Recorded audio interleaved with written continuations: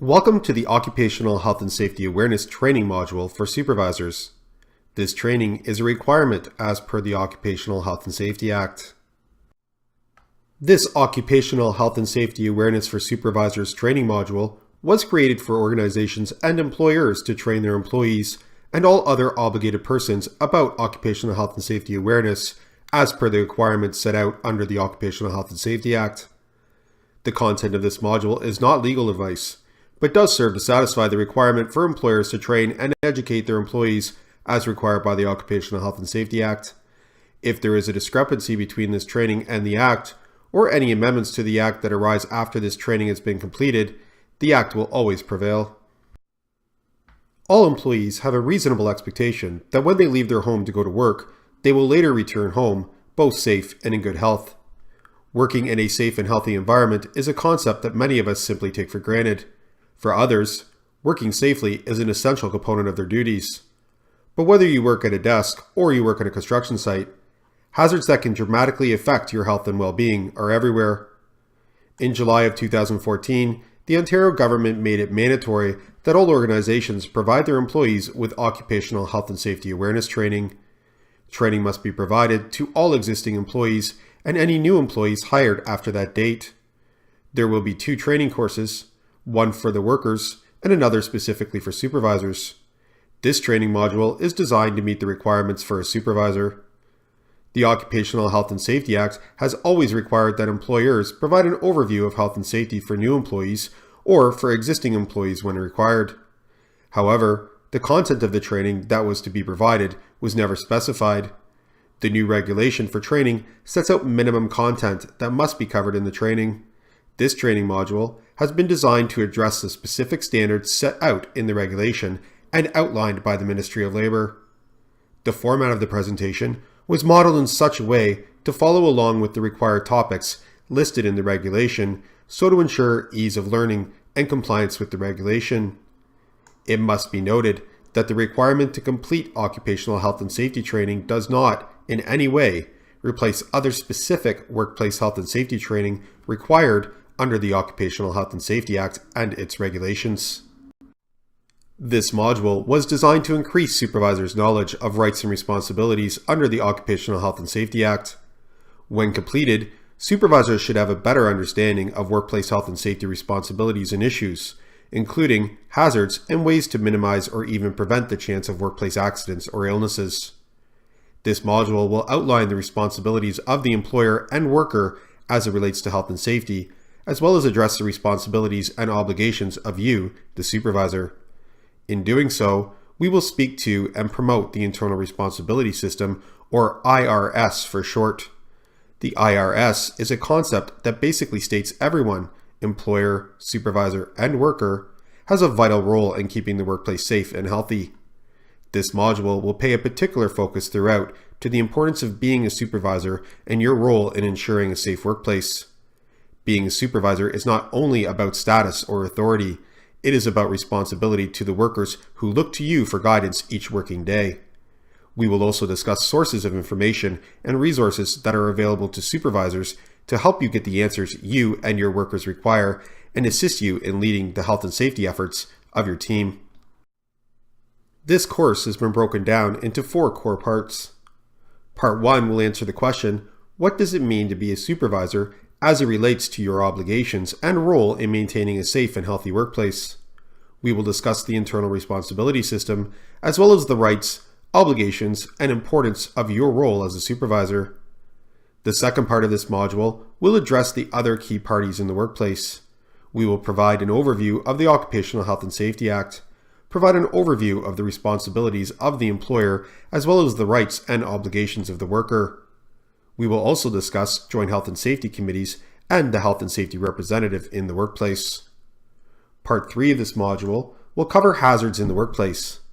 This part will include how to best recognize, assess, and control workplace hazards and evaluate those controls.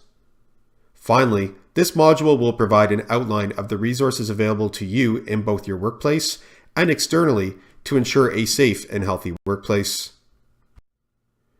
At the conclusion of Part 1 of this module, supervisors should have gained an understanding of the Internal Responsibility System, their responsibilities and duties as a supervisor as it relates to health and safety, and understand and appreciate how important their role is in the development, maintenance, and leadership of health and safety in the workplace.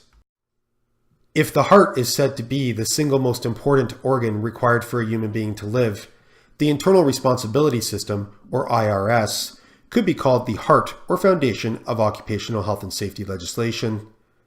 The IRS is a philosophy where everyone has direct responsibility for health and safety as an essential part of his or her job. Whether it be the employer, supervisor, or worker, all parties must strive to do their part to ensure a safe and healthy workplace. Examples of how each party can contribute to a healthy and safe workplace include an employer who ensures all supervisors and workers have completed and understand the necessary workplace safety training and are also trained properly on how to do their jobs. A supervisor who ensures that all the workers under his or her authority are performing their duties safely, which may include ensuring they are using personal protective equipment, using ladders properly when required, or not condoning harassment and violence in the workplace. Examples of a worker fulfilling their role within the internal responsibility system may include reporting a hazard to their supervisor or informing the supervisor of another employee who is working unsafely. Everyone has an important role to play, and the duties and obligations of all workplace parties are formalized in the Occupational Health and Safety Act. Being a supervisor is far more than just a title or status within the hierarchy of the workplace. Being a supervisor is about responsibility. Responsibility to the workers you lead, who look to you on a daily basis for leadership, direction, and answers. There are numerous hats that a supervisor may wear in the workplace, but no function is more important than ensuring your workers are able to go home at the conclusion of their duties healthy and safe. The Occupational Health and Safety Act sets out obligations and duties that are legal responsibilities laid upon supervisors in the workplace. An obligation that is placed upon employers is to appoint a competent person as a supervisor who is responsible to ensure safe working conditions, actions, and behaviors. If a person was unsure whether they are fit to be a supervisor as it relates to their health and safety obligation, they need to look first at what it means, according to the Occupational Health and Safety Act, to be deemed a competent person. According to the Act, in order for a supervisor to be deemed a competent person, they need to meet 3 standards. The person must be qualified because of knowledge, training, and experience to organize the work and its performance. The person must be familiar with the Act and the regulations that apply to the work, and they must have knowledge of any potential or actual danger to health or safety in the workplace. Although it is ultimately the obligation of the employer to make the decision if a supervisor is a competent person, every person who holds the role of supervisor must endeavor as a minimum standard to meet these 3 criteria. Leadership can be defined numerous ways. However, one characteristic of a leader that generally finds its way into most definitions is that a leader leads by their own example. Expectations regarding health and safety should be established at the outset, and those expectations or standards should be high. The best way to establish a standard is by modeling the behaviors and actions yourself. Your attitude and actions have the potential to set the bar for everyone around you. Setting a great example regarding health and safety attitudes and practices is most important in the case of vulnerable workers. Vulnerable workers generally include young workers, recent immigrants, older workers, and workers new to their jobs or in new firms. New and young workers are 3 times more likely to be injured in the first month of their employment than more experienced workers. Thus, it is critical that employees can look to their leader, the supervisor, to know what is the correct and safe way to do their job. The alternative to setting the proper standard of health and safety in the workplace is to set a poor example, whether it be in the manner you speak about health and safety or the way you perform your own tasks. As a supervisor, you must understand that the manner and level you work at is what is condoned or acceptable in the workplace. The consequences for not living up to your responsibilities as outlined in the Occupational Health and Safety Act can be both costly for you and dire for your workers. Part of being a leader is leading by example. The Occupational Health and Safety Act addresses the duties of the supervisor in Section 27. A supervisor is a person appointed by the employer who has charge over a workplace or authority over a worker. The Act works under the premise that with greater authority comes greater responsibility and, in turn, more dire consequences for noncompliance. The authority of a supervisor is rightfully greater than that of a worker, but less than that of an employer. Nevertheless, as managers and supervisors act on behalf of the employer, their duties and obligations are no less important. The duties of the supervisor, as per the Occupational Health and Safety Act, are as follows. They must ensure that workers use prescribed protective equipment, devices, and clothing that are provided by the employer. The supervisor must also ensure that these devices are used appropriately. Supervisors must advise workers of potential and actual hazards that they are aware of in the workplace. If necessary, the supervisor must provide written instructions about the measures and procedures to be taken for the worker's safety. And supervisors must take every reasonable precaution in the circumstances for the protection of workers. The last obligation listed in this slide is both a broad and important requirement. In a case where a supervisor may be challenged that they did not take every reasonable precaution in the circumstances for the protection of the workers, the supervisor can claim the defense that they indeed performed their due diligence. In doing so, the supervisor must be able to prove that all precautions reasonable under the circumstances were taken to protect the health and safety of workers. The supervisor is the first resource most workers will come to should they have a health and safety issue or question. Hence, it is essential that the supervisor understand and be able to apply the Occupational Health and Safety Act and all applicable regulations. You should recall that being familiar with the Act and the regulations is one of the 3 criteria for a supervisor to be deemed a competent person. Supervisors should also ensure that the duties of the employees are planned out safely. For example, if an employee is working at a workstation for the first time, the supervisor should ensure that everything at the workstation is safely set up, working properly, and provide the worker with any instruction or information required, which includes all knowledge regarding hazards. In addition, supervisors should ensure that workers are working safely through the day. Simply ensuring that the employee is wearing all the necessary protective equipment is not enough. If a worker is cutting corners, not using a mechanical lift when required, or standing on a chair when a ladder would be appropriate, it is the duty of the supervisor to make those corrections. Another duty of the supervisor is to address health and safety concerns and provide for corrective action whenever possible. If a health and safety issue should arise and the supervisor can fix the problem, then they should. If it is not possible for the supervisor to do so on their own, the supervisor must then bring the issue to the attention of the employer and potentially seek out the assistance of others, notably the Joint Health and Safety Committee or Health and Safety Representative. And perhaps one of the most important duties of the supervisor is simply to listen. Communication is a key component of any system, including the internal responsibility system. Everyone has a role to play. In order for a supervisor to facilitate the workers to perform their part, the supervisor must listen to the workers. Whether it be a worker bringing forth a health and safety concern, a suggestion, pointing out a hazard, or simply asking a question regarding health and safety, the supervisor must understand that they are responsible to hear what a worker has to offer. Part 2 of this module will cover health and safety in the workplace. More specifically, this section will provide an overview of the Occupational Health and Safety Act and the rights, responsibilities, and roles of other key players in the workplace, being the employer, the workers, the Joint Health and Safety Committee, and the Health and Safety Representative. The Occupational Health and Safety Act is a set of laws that determines the duties of employers, supervisors, and the rights and duties of employees. It also establishes procedures for dealing with workplace hazards, and it provides for enforcement mechanisms in the case of noncompliance. In short, the Occupational Health and Safety Act exists to keep workers from getting hurt or sick on the job.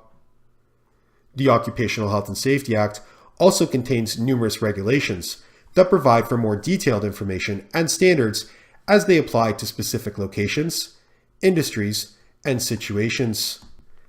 An example of a regulation would be standards that must be met that apply specifically to construction projects, industrial establishments, or farming operations. An example of a regulation applying to a specific circumstance may be the standards addressing the use of personal protective equipment for firefighters, or the requirements around working with chemicals or hazardous materials. The Act first outlines the duties of the employer in sections 25 and 26. This slide lists a few of the more important duties, but not all the obligations as set forth in the Act. You will notice that as the employer is the party with the most authority in the workplace, they also have the most responsibility. Thus, the obligations placed on the employer are both broad and important. Some of the duties of the employer as outlined in the Occupational Health and Safety Act are: to take every reasonable precaution to ensure the workplace is safe, train all employees about any potential hazards, how to handle them, and how to handle emergencies. The employee must also be shown how to safely use, store, and dispose of hazardous substances. The employer must provide personal protective equipment and ensure workers know how to use the equipment safely and properly. Depending on the number of employees, the employer must create and maintain a Joint Health and Safety Committee. The number of employees will determine whether a committee is required and the number and composition of the committee. Alternatively, the employer is responsible to ensure the employees select at least one health and safety representative, provided the organization has at least 6 employees.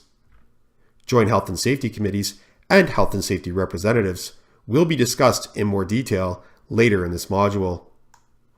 Employers must ensure that all critical injuries are reported immediately to the government department responsible, and they must appoint a competent supervisor who is responsible to ensure safe working conditions, actions, and behaviors.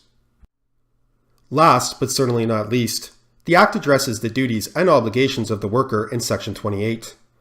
These duties are far more specific than those of the employer and supervisor. The bulk of the obligations relate to the worker's own conduct as it relates to health and safety.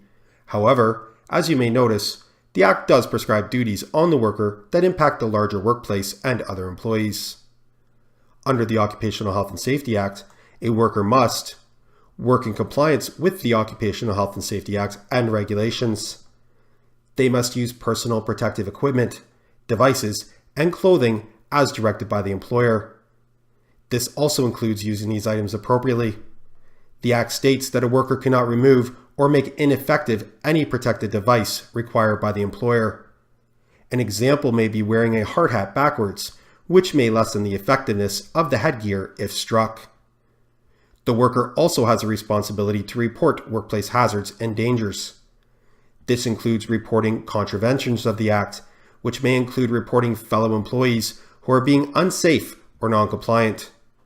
And workers may not use or operate any equipment or work in a way that may endanger any worker. The Act goes on to state that inappropriate behaviors in the workplace that may pose a safety risk are not permitted. Examples of such behaviors can range from racing forklifts around a warehouse to carelessly shooting elastics in the direction of a coworker's head in an office environment. Something unique to the Occupational Health and Safety Act as it relates to employees is that they are afforded 3 basic rights. These 3 rights are often referred to as the 3 R's. The first is the employee's right to know, or rather the right to be informed about actual and potential dangers in the workplace. The next R is employees have a right to refuse unsafe work. Finally, employees have a right to participate in the promotion, education, and implementation of health and safety initiatives in the workplace. This is most often witnessed via participation through the Joint Health and Safety Committee or as a worker health and safety representative. Another important right of employees as stated by the Act is security against retribution from a supervisor or an employer, which results out of an employee being compliant with the Act or engaging in any of the 3 rights outlined in this slide. It is important for supervisors to recognize the definition of a worker under the Act includes any employee who is not the employer. So while a supervisor has specific requirements and obligations as set out in the Act, you are also afforded these 3 rights of workers as well. All employees have a right to know what hazards exist on the job or in the workplace. They also have a right to know how these hazards can affect them. It is the obligation of the employer to train employees about hazards in the workplace upon hire with your organization. Learning about chemical safety through WHMIS, the Workplace Hazardous Materials Information System, is an example of training that must be provided for new and existing employees. Training on hazards should continue as the employee learns the duties of their position and when new hazards should arise throughout the course of employment. In addition to the worker's right to know, employees also have a responsibility to report hazards to their supervisor or employer should they become aware of them. It is critical to the success of the concept that is the internal responsibility system that employees do their part.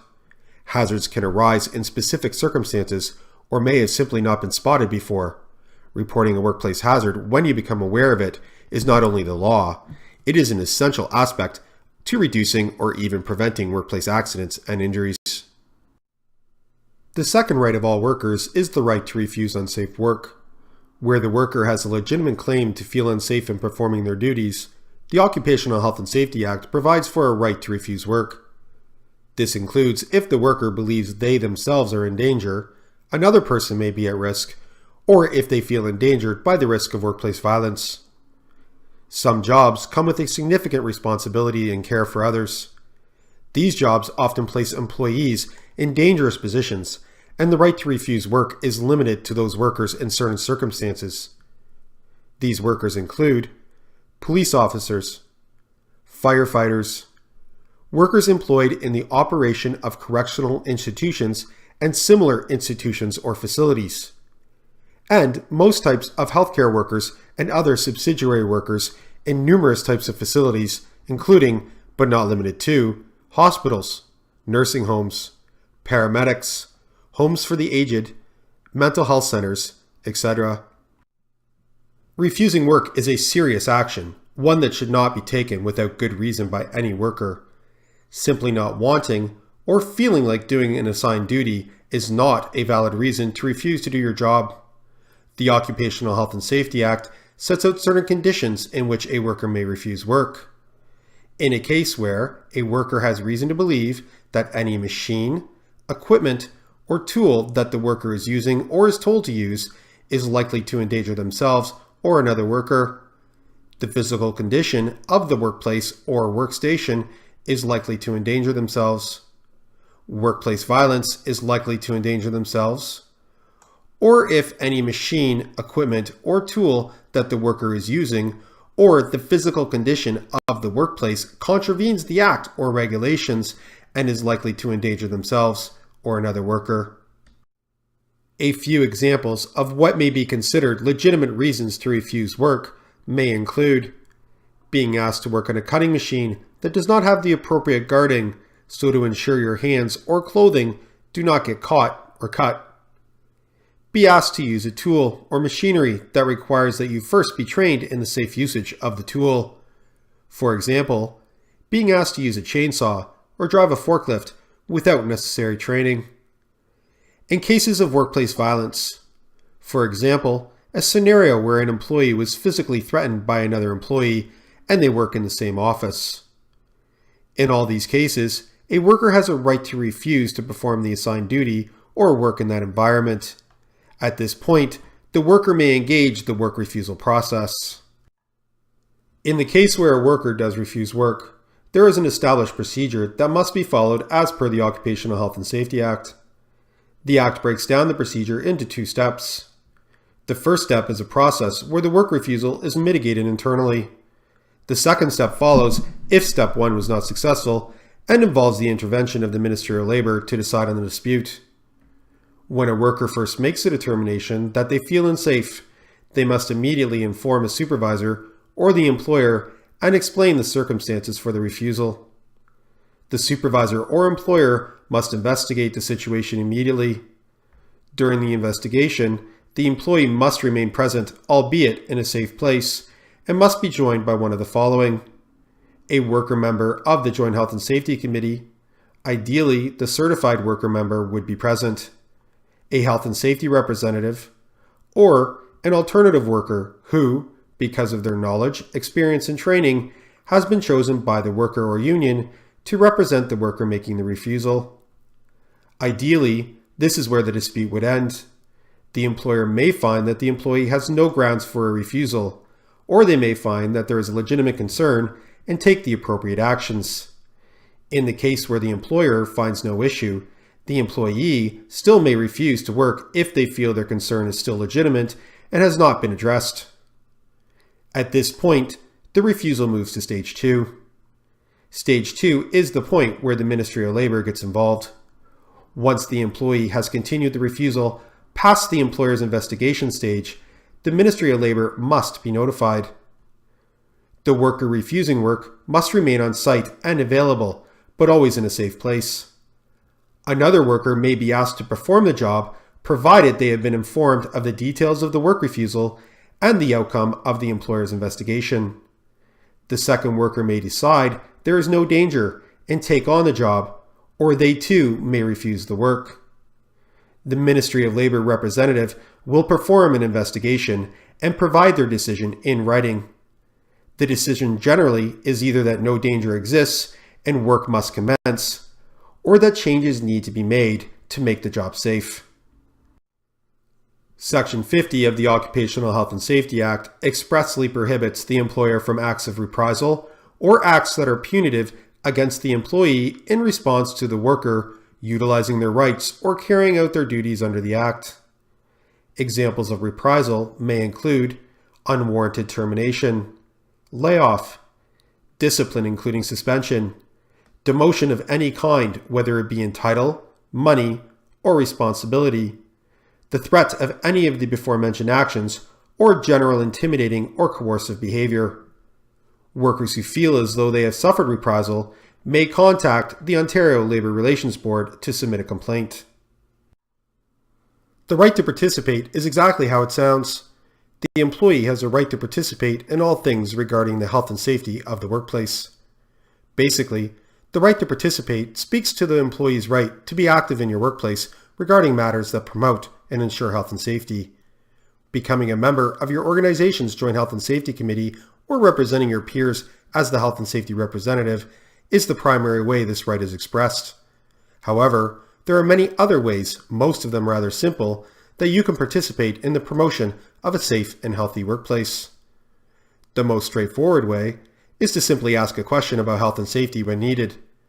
Other examples of participation may include making the employer aware of existing or potential hazards, taking your health and safety training seriously, abide by and institute the lessons learned into practice, and actively promoting wellness in your workplace, perhaps joining a walking club at lunch or a workplace wellness committee. The right to participate is primarily expressed through membership and the role of the Joint Health and Safety Committee or Health and Safety Representative in the workplace.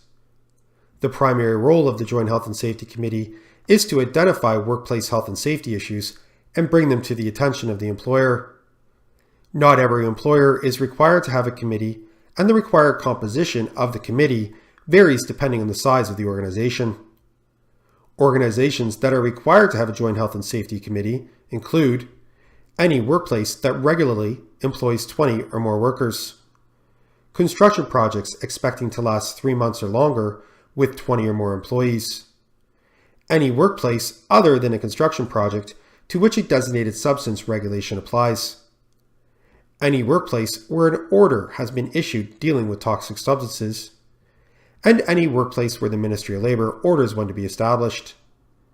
A Joint Health and Safety Committee must be composed of both management and worker members. Organizations that have 20 employees but less than 50 must have a minimum of 2 members. Organizations that have 50 or more employees must have a minimum of 4 members. In all cases, at least half the members of the committee must be worker members who perform no management function. Worker members are selected by their peers or union, and management members are selected by the employer. These numbers are minimum requirements as set out by the Occupational Health and Safety Act. It is becoming more common, especially in larger workplaces, that the minimum number of members of health and safety committees are exceeded. At least 2 members, 1 worker and 1 management member, must be certified in health and safety. In order to be certified, a person must complete the parts 1 and 2 of mandatory training, basic certification, and workplace-specific hazard training. Refresher training is required every 3 years to maintain certification. There are only certain companies that are able to provide this training to employers. A list can be found on the Ministry of Labor website. A meeting of the Joint Health and Safety Committee must be held every 3 months and more often if required. Joint Health and Safety Committees have an important role in the development, awareness, and maintenance of health and safety in the workplace. There are numerous important functions that Joint Health and Safety Committees have the obligation and authority to carry out. The core function of all committee members is, of course, to represent and be available to their peers. This includes receiving worker concerns, complaints, and recommendations. The committee would also discuss health and safety issues, as well as develop and recommend solutions to the employer. In addition to these core functions, Joint Health and Safety Committees have numerous legislative powers.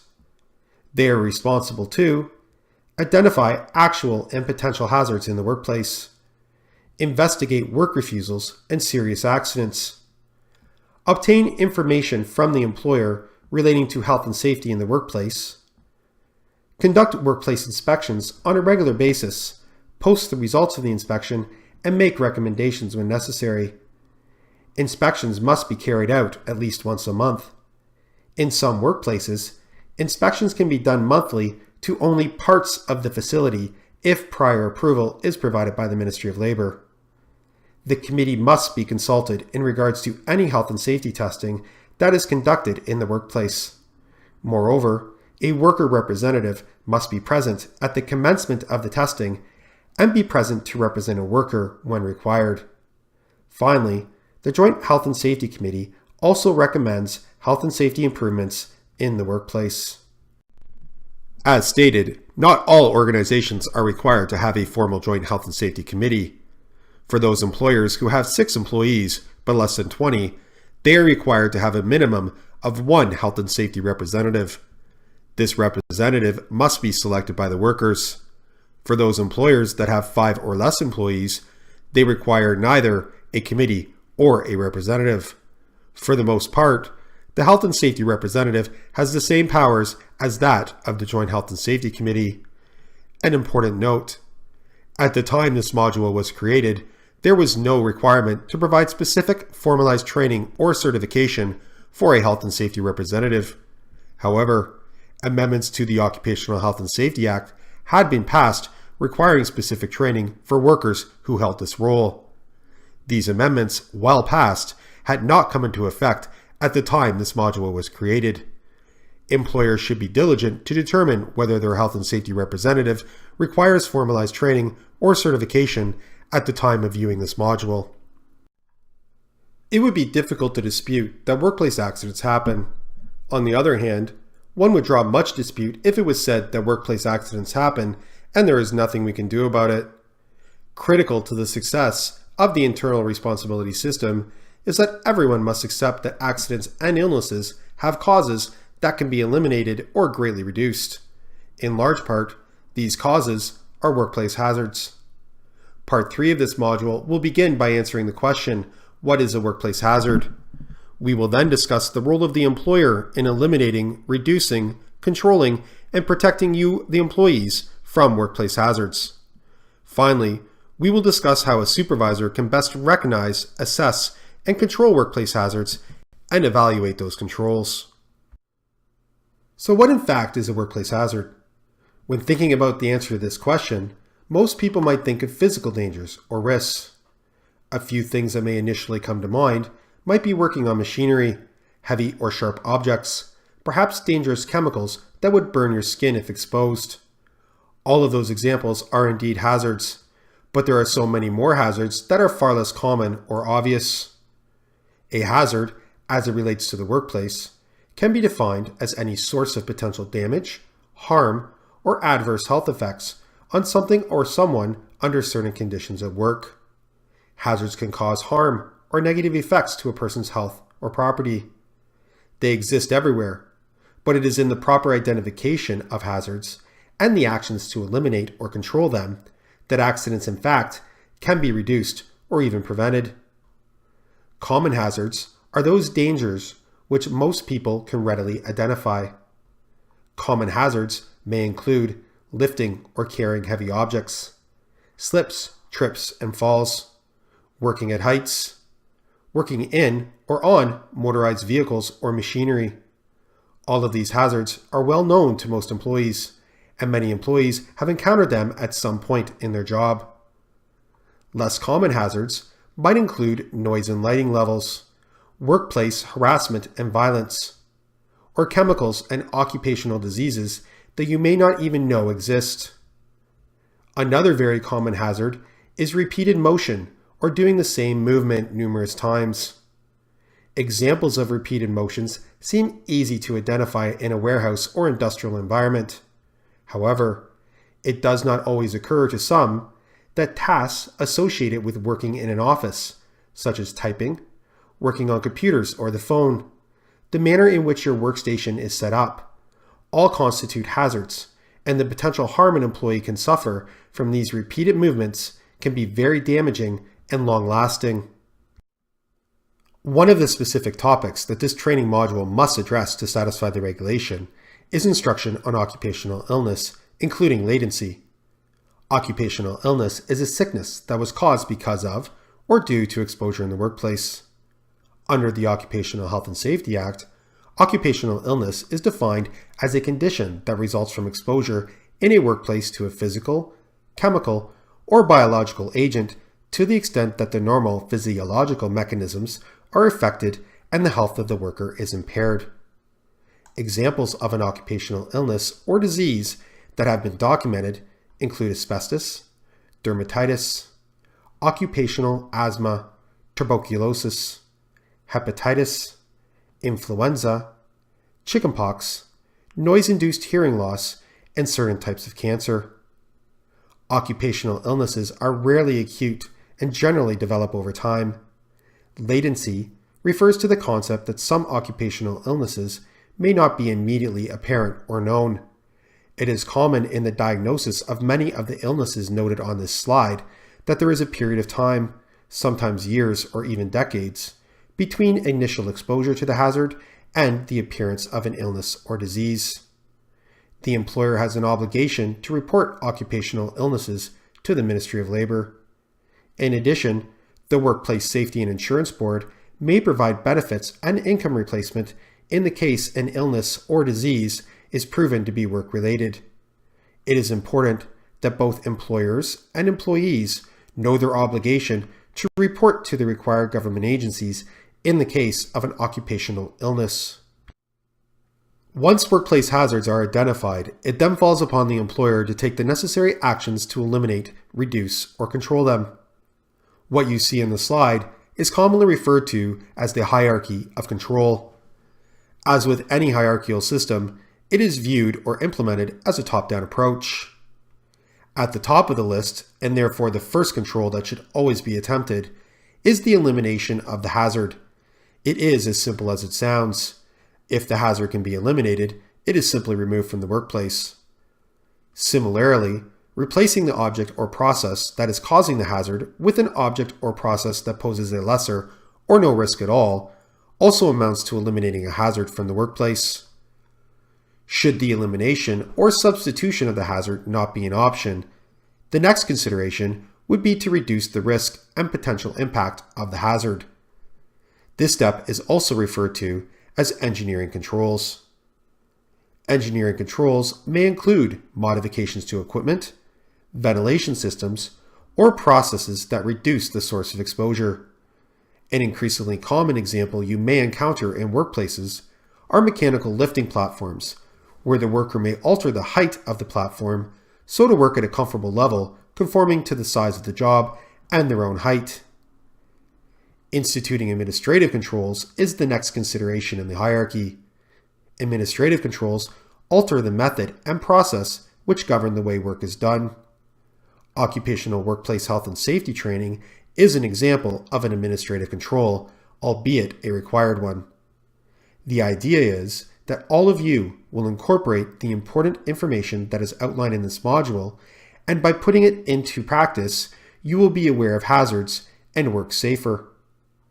Other examples of administrative controls include timing of work policies, maintaining the cleanliness of the workplace and workstations, anti-workplace harassment and violence training, and the proper and timely maintenance of machinery and equipment. Finally, when all the necessary steps have been taken to eliminate, reduce, or control the hazard, the employer must turn their attention away from the actual hazard and focus on the protection of the worker. Personal protective equipment is equipment worn by individuals to reduce exposure of hazards, such as contact with chemicals or exposure to noise. Common examples of personal protective equipment include hard hats, safety glasses, steel-toed footwear, or earplugs. Personal protective equipment can be considered the last line of defense. After the employer has done everything reasonable within their power to eliminate or reduce the risk of dangers in the workplace, equipment that physically and literally protects the worker reduces the risk of injury or illness. It is the employer's responsibility to ensure supervisors and workers are aware of all existing and potential hazards. It is also their responsibility to eliminate them wherever possible and provide necessary protections, such as personal protective equipment, for the worker. It is the role of the supervisor to deal with hazards in the workplace. RACE, or RACE, is a process for dealing with hazards. RACE stands for Recognize, Assess, Control, and Evaluate. This process is designed to be done in order so to help the workplace identify and control hazards. As discussed earlier in this module, the goal of RACE is ultimately to uncover hazards and deal with them immediately as they arise. One of the duties of a supervisor is to solve or correct health and safety issues that they discover or are brought to their attention. If they are unable to do so, the hazard or issue must be brought to the attention of the employer immediately, who must act accordingly. The Joint Health and Safety Committee, the Health and Safety Representative, as well as external resources are excellent resources and partners in reaching a safe outcome. The first step is to recognize or identify where there are potential hazards in the workplace. The best way to achieve this result is to watch, listen, and communicate. Watch the work as it's being done. Have a conversation with your workers about the job and the work environment. Be sure to review workplace inspections conducted by the Joint Health and Safety Committee and participate in inspections as much as possible. Review data regarding the work or jobs being done in light of health and safety. And listen to your workers about any questions, concerns, or suggestions they may have about health and safety. The next step is to assess the hazard.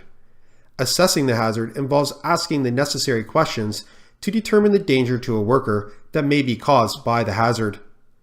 The questions that need to be answered are: does the hazard violate legislation, standards, and guidelines? And to what extent may there be a danger to the employee? Can this hazard result in the worker becoming injured or ill? What is the likelihood of the hazard affecting the health and safety of the worker? And to what degree and severity is the danger to the employee?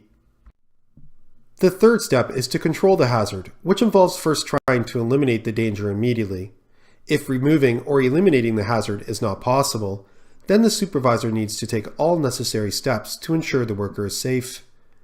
Examples of alternative solutions to ensure the worker does not come into contact with the hazard include removing the worker from the location or job where the hazard is, or creating a safe barrier, effectively isolating or locking out the hazard. In a case where neither of these two measures is possible, the employer must provide the workers with the necessary personal protective equipment. It is the role of the supervisor to ensure the equipment is being used and used properly. Finally, it is left to the supervisor to evaluate controls that have been put into place to both ensure the worker is safe and determine how they may make the job safer. The key to ensuring this stage is successful is again to watch, listen, and communicate. Talk to the workers who are doing the job. Observe them doing their duties. determine if the controls put in place are effective, and listen, even encourage suggestions from the workers regarding what they think will create a more safe working environment. Although we know all accidents are preventable, we have not yet reached that goal. So it is up to supervisors to be prepared and aware of what they must do in the case of a workplace accident. The primary objective is to ensure that the worker is safe, which includes ensuring the worker receives first aid or receives professional medical attention if necessary. Once the worker is safe, the next duty is to inform the employer of the accident, who in turn will inform the necessary parties, which may include the Ministry of Labour, the Joint Health and Safety Committee, and the Health and Safety Representative. The supervisor should then move to ensure the accident site is secured so no other workers are injured. In addition to ensuring the safety of others, securing the accident site maintains the integrity of the scene so to conduct a proper investigation of the accident. In some cases, the ability to determine the cause of the accident is not possible because the scene was not secured at the first opportunity. Finally, the supervisor should participate in the investigation alongside the Joint Health and Safety Committee or Health and Safety Representative. Part 4 of this module outlines the internal sources of information and the external health and safety resources that are available to the employer, worker, and supervisors for support. The regulation regarding the occupational health and safety awareness training mandates that the content must include an overview of the agencies under the Occupational Health and Safety Act. Employer policies, formal processes, and required training are all resources that supervisors and workers can rely on when looking for direction or answers regarding health and safety. Of note, the following list is not exhaustive of the employer's obligations, and the employer should take the appropriate steps to ensure they are in compliance with the applicable workplace legislation. All employers are required to have and post a health and safety policy. This module satisfies the requirement that employees be trained in occupational health and safety awareness. However, there are numerous job and sector-specific health and safety training requirements that are required to be provided in addition to this awareness training. Examples may include forklift training, working at heights, ladder safety, etc. Other policies that are required by the Occupational Health and Safety Act are WHMIS, and if you have 5 or more employees, an anti-workplace harassment and violence policy. The Act also requires that the employer train their employees on both topics. In addition, the employer must also post the names and contact information of the members of the Joint Health and Safety Committee, the Health and Safety Representative, and the employees who have been trained to provide first aid in the workplace. The employer also must inform employees of how they report a workplace incident, injury, or illness, as well as the process to file a claim with the Workplace Safety and Insurance Board. This should be done via a formal policy or process. Finally, the employer must post in a common area to all employees a copy of the Occupational Health and Safety Act, as well as the following posters: Employment Standards in Ontario, Health and Safety at Work, Prevention Starts Here, and, if applicable, an In Case of Injury poster, which speaks to the reporting process for the Workplace Safety and Insurance Board. The Workplace Hazardous Material Information System, most commonly referred to as WHMIS, was designed to inform workers and employers of hazards associated with the chemicals and substances that they may come into contact with in the workplace or in the course of performing their duties. WHMIS outlines requirements that dictate how information on hazardous materials is to be provided. Information is provided in 3 ways. Labels must be on the containers of hazardous materials. Material safety data sheets, commonly referred to as MSDS, must be available in the workplace. MSDS provide detailed hazard and precautionary information about the product. The supplier of the hazardous material provides the MSDS to the employer, who in turn must make them available to employees. Finally, the employer must provide all workers with an education or training program. The training program must be provided to all workers for employers who have a designated substance in the workplace, or if the worker may be exposed to a designated substance in the course of performing their duties. WHMIS is changing. Changes have been made to the legislation to incorporate the Globally Harmonized System, or GHS for short, into WHMIS.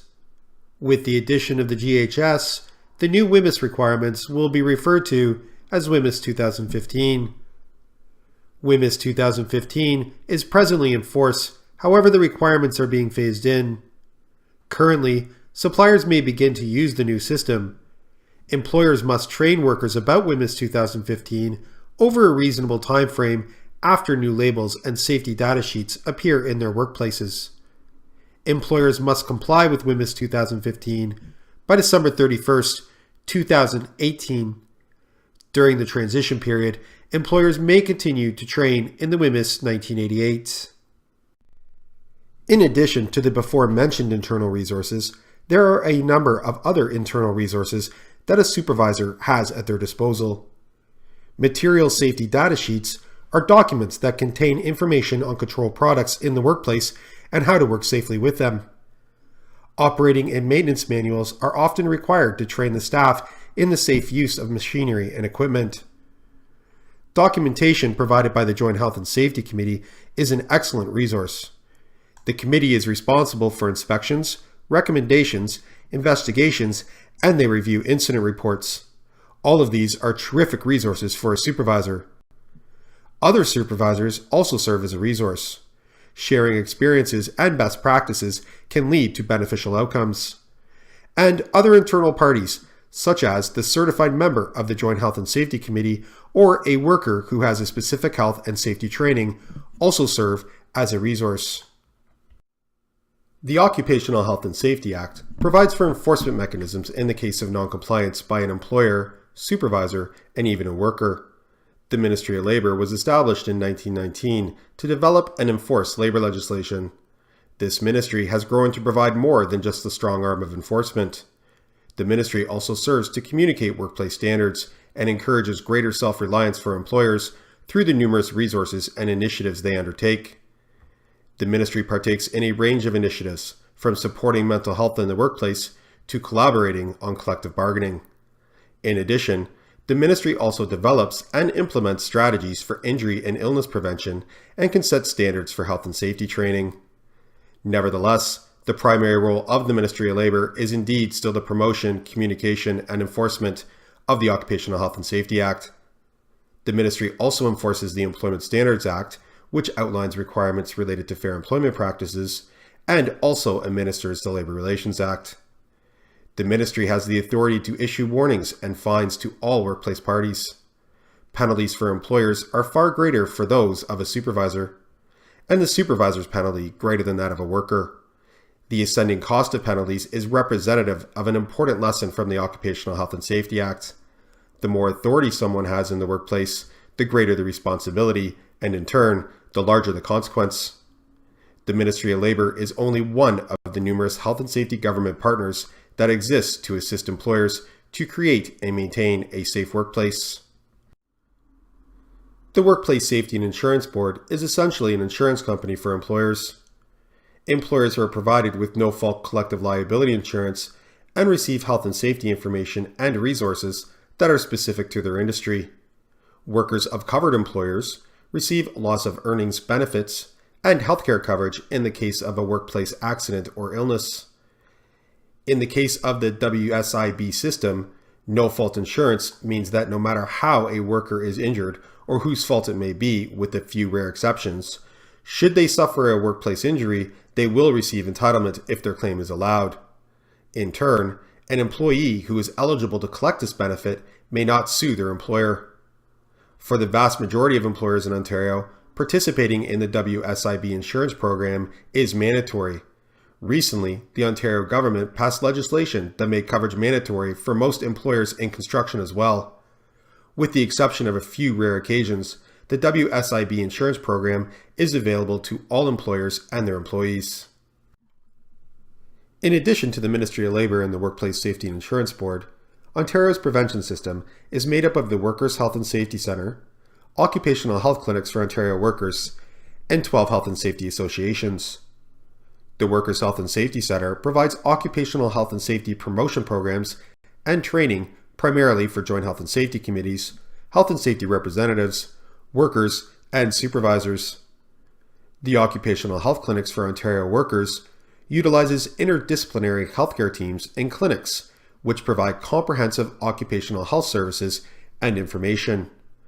Their key areas of service are answering work-related health and safety questions, medical diagnostic services for workers, group services for workplace health and safety committees and groups of workers, education and awareness of health, safety, and prevention, and services to investigate and report on illnesses and injuries. Health and Safety Ontario is comprised of 4 sub-agencies, which serve to streamline the services provided by the 12 health and safety associations working for you in Ontario. Their focus is to provide health and safety expertise and best practices, innovative and cost-effective solutions, sector-specific products and services, as well as information, advice, and training for employers and their employees. You have completed the assigned training module. You will now be required to take a quiz to affirm your completion and understanding of the content of this module. A score of 70% is required to pass the quiz. Upon completion of the quiz, you will be notified if you have passed or if you are required to take the training again. You are permitted 1 additional opportunity to repeat the training and pass the quiz should you fail the first time. Good luck.